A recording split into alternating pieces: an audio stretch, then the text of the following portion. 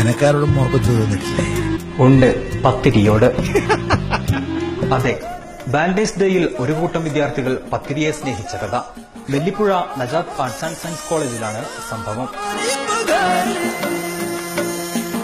ഫെബ്രുവരി 14 വിദ്യാർത്ഥികൾ കോളേജിലേക്ക് എത്തിയത് കയ്യിൽ ഉപകരണങ്ങളും കരുതിയാണ്. ശേഷം ആരംഭിച്ചു മത്സരം.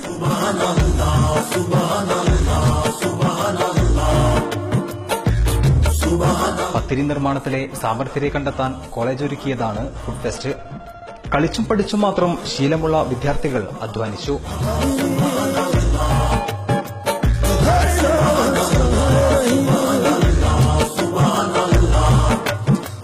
പഴമക്കാർ ഉപയോഗിക്കുന്ന മുക്കാലി മുതൽ ന്യൂ ജനറേഷന് വഴങ്ങുന്ന പത്തിരി പ്രസിന്റെ ഉപയോഗം വരെ അവർ സ്വായത്തമാക്കി.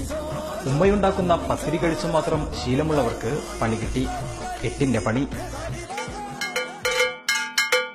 വാലന്റൈൻസ് ഡേക്ക് ഒരു പ്രത്യേക അനുഭവമാണ്. എല്ലാവരും വാലന്റൈൻസ് ഡേ പ്രണയിക്കുന്നവർക്ക് നല്ല ഗിഫ്റ്റ് കൊടുക്കണേ. ഇത് ആദ്യമായിട്ടാണ് ക്ലാസ്സിൽ എല്ലാവരും കൂടി പത്തിരി ഉണ്ടാക്കുന്നത്.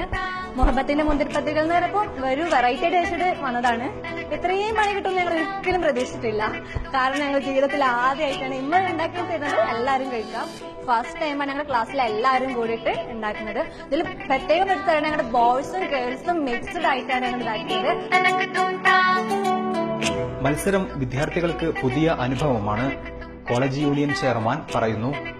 ഏകദേശം 21 ക്ലാസ്സുകളോളം ഈ ഫുഡ് ഫെസ്റ്റിൽ പങ്കെടുക്കുന്നുണ്ട്. തീർച്ചയായും ഇത് ഇവർക്കൊരു പുതിയ അനുഭവം തന്നെയാണ്. കാരണം പത്തിരി എന്ന സാധനം നമ്മൾ കഴിക്കുന്ന അല്ലാതെ ഇത് ഉണ്ടാക്കുന്നതും അറിയാത്ത പലരും ഇതിൽ പങ്കെടുക്കുന്നുണ്ട്. കാരണം ബോയ്സും ഗേൾസും സംയുക്തമായിട്ടാണ് ഈ പരിപാടി നടത്തുന്നത്. കളിച്ചും ചിരിച്ചും ആൺകുട്ടികളും പെൺകുട്ടികളും പ്രണയദിനം വ്യത്യസ്തമാക്കിയപ്പോൾ അവിടെയുണ്ടായി മുഹബത്തിന്റെ മുന്തിരി പത്തിരികൾ.